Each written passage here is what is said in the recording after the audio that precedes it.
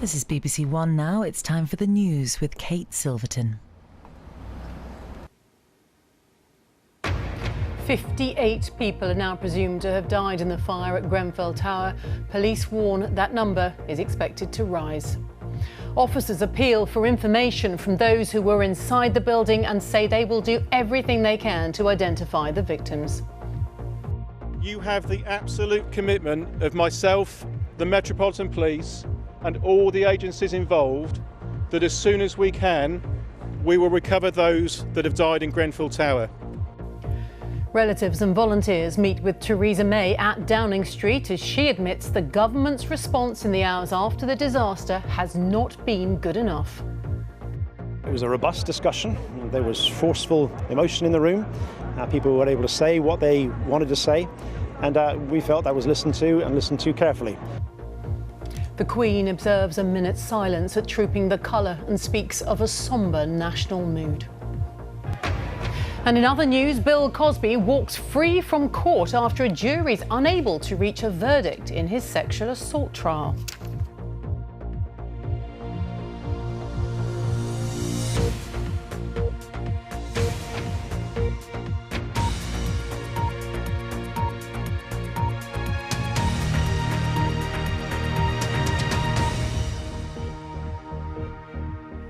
Hello, very good evening to you. 58 people are now presumed to have died in the fire at Grenfell Tower in West London.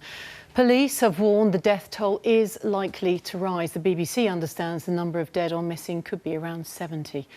Today, following a meeting with some of those affected, Theresa May admitted the government response in the initial aftermath had not been good enough. Jeremy Cook reports. In the midsummer heat, Grenfell Tower casts a long shadow. A new dark reality on the London skyline, with the power to shock and to move. A sight which stops you in your tracks. Too much to take in. It's hard to know what to say, yeah. It's just horrific. We just said that everyone's busy talking, but yet you can just feel a silence. It's really overwhelming. 4 days on from disaster, and with every official update, more grim news. Sadly, at this time, there are 58 people who we have been told were in Grenfell Tower on the night that are missing, and therefore, sadly, I have to assume that they are dead. The investigations into how this happened will be complex and lengthy, but the Residents' Association for Grenfell Tower and the surrounding blocks is already calling for the council and its management agency to be suspended from their landlord's responsibility. Andrea Newton says the community felt ignored before the tragedy, neglected since, with no access to basic information. Where is everyone? What are they getting next? Where are they going to move? What do they need? Who needs what and where? These are fundamental questions, and we are days after this disaster. I've done the angry. I've got to get this done. Today, the residents brought those frustrations to Downing Street. It was a robust discussion. There was forceful emotion in the room. People were able to say what they wanted to say, and we felt that was listened to and listened to carefully.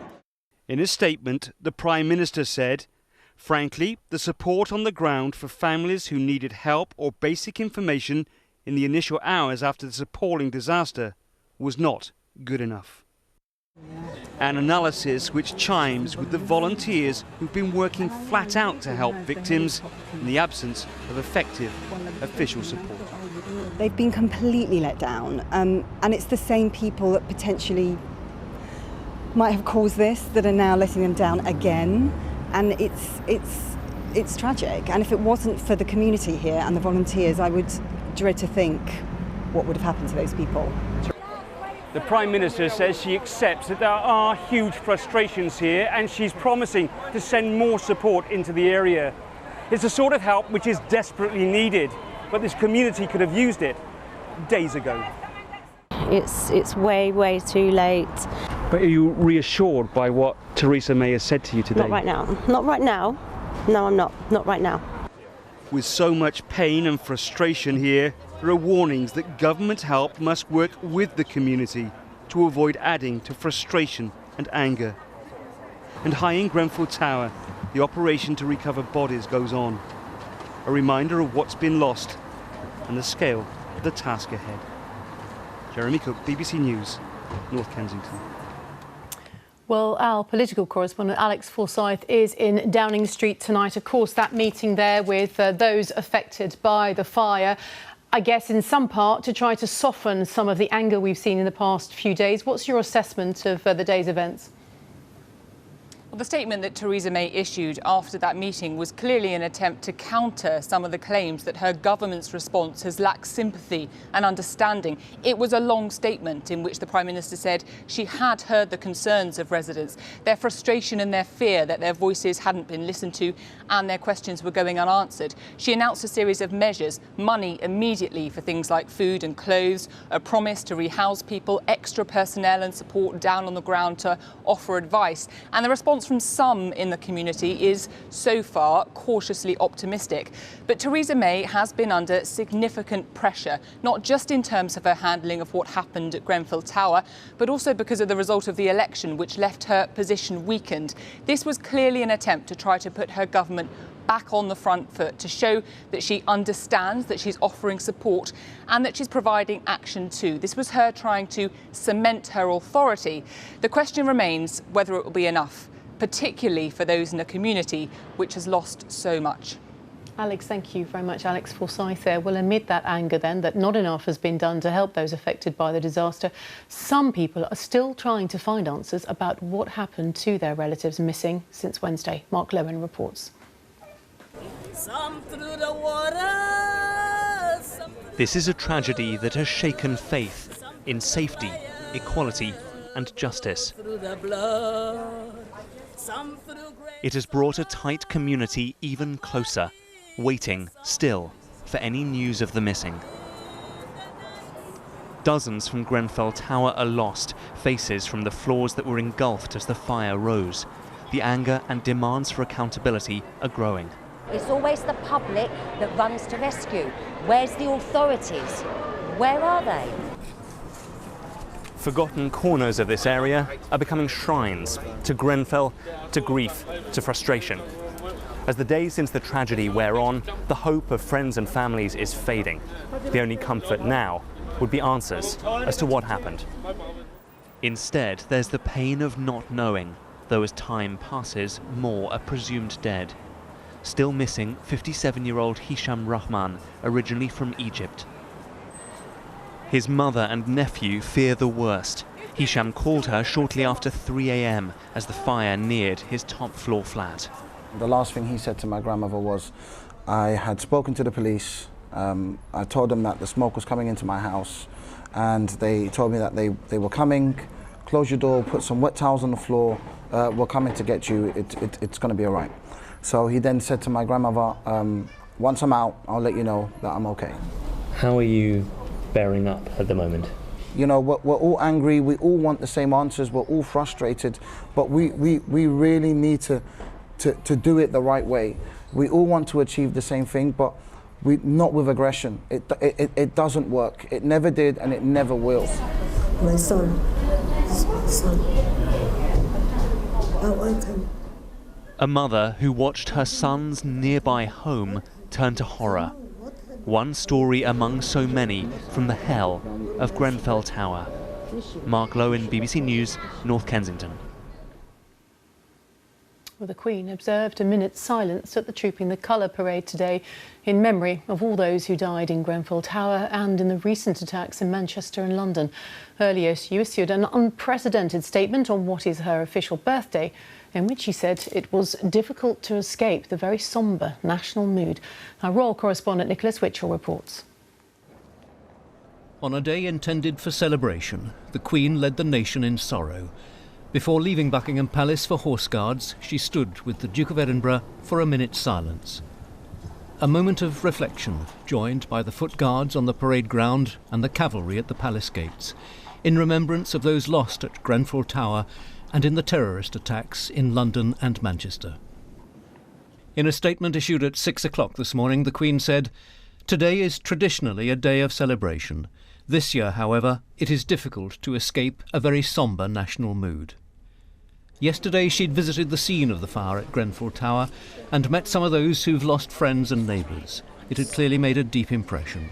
In her statement she said, "I have been profoundly struck by the immediate inclination of people throughout the country to offer comfort and support to those in desperate need." She went on, "Put to the test, the United Kingdom has been resolute in the face of adversity."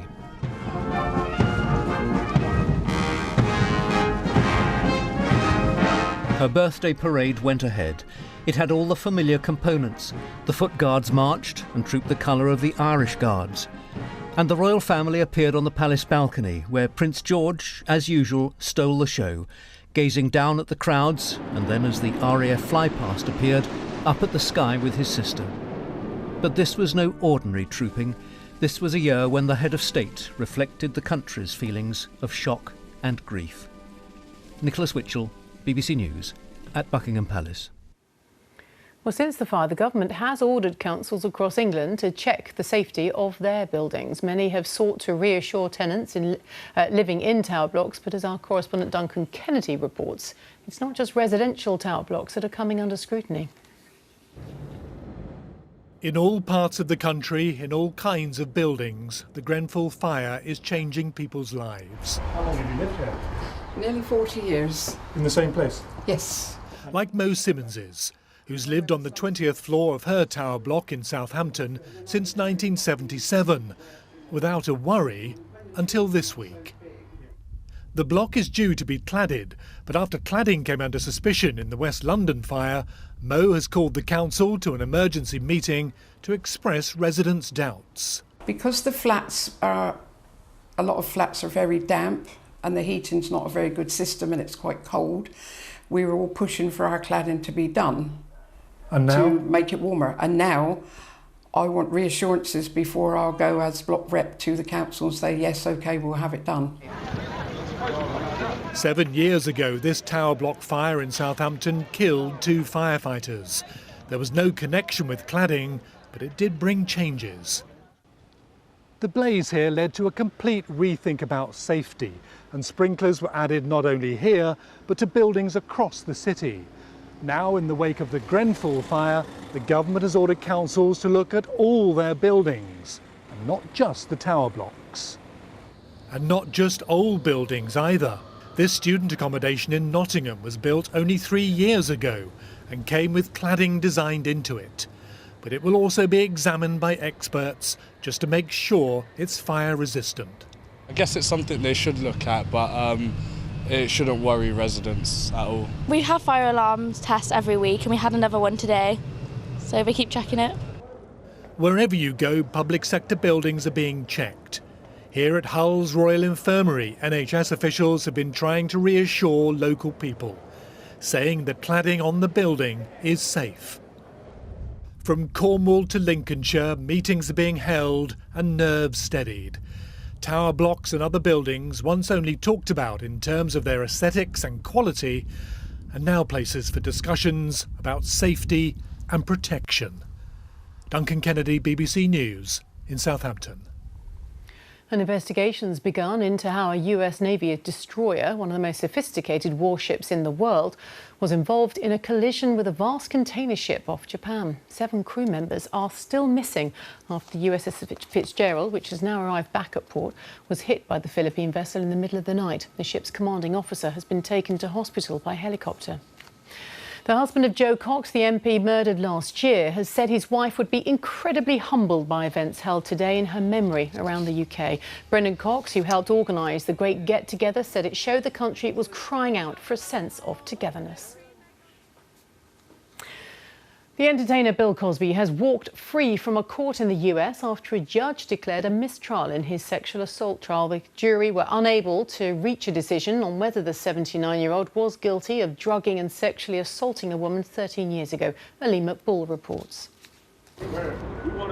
After so many accused him of being a calculating sexual predator, Bill Cosby is free now to go home. The jury didn't acquit him, but they couldn't unanimously agree to convict him either. We came here looking for an acquittal, but like that Rolling Stone song says, you don't always get what you want. Sometimes you get what you need. God bless you all and happy Father's Day. We love Bill. We love Bill. The mistrial was celebrated like a victory by Cosby supporters. It's justice way overdue. There's a waste of taxpayers' money. What do you say to those people who say, well, 60 women came forward and accused him of assault? A lot of those... After 20, 25 years, come on, please. Back in his heyday, Bill Cosby was the most prominent African American, the highest paid actor, and undoubtedly a trailblazer. But dozens of women came forward saying he drugged, then sexually assaulted them. Most cases couldn't go to trial because it was so long since the alleged incidents. One case was heard in court, though, brought by Andrea Constant, a former university employee who claims that in 2004 he drugged and molested her. Bill Cosby didn't take the stand during his trial. Instead, his defense team tried to undermine the credibility of his accuser. Women's rights lawyers have been appalled, but say they still hope for a retrial. If the court allows more accusers to testify next time, it might make a difference. In other words, it's too early to celebrate, Mr. Cosby. Round two may be just around the corner. Well, for now, Bill Cosby does walk free, but there is the prospect that he's going to be retried, and there is no question that in spite of this result, his reputation as something of an American father figure has now been tarnished. Ali Maqbool, BBC News in Norristown, Pennsylvania. Well, you can see more on all of today's stories on the BBC News channel, of course. That's all from me and the team here. A very good night to you. Bye-bye.